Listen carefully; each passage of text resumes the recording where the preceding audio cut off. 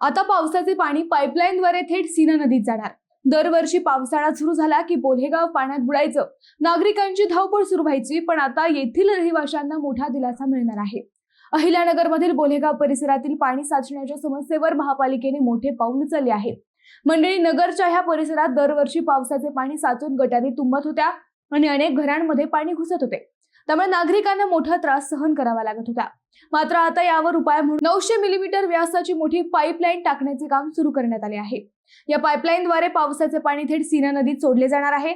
या कामाला काही शेतकऱ्यांनी विरोध केला होता, मात्र प्रशासनाने कायदेशीर नोटिसा देत पोलीस बंदोबस्तात काम सुरू केले आहे।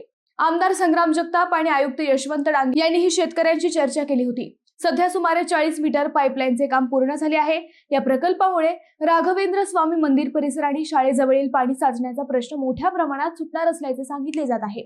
पण तुम्हाला काय वाटतं, या कामामुळे बोल्हेगावचा प्रश्न खरंच सुटणार आहे का? कमेंट मध्ये नक्की व्यक्त व्हा।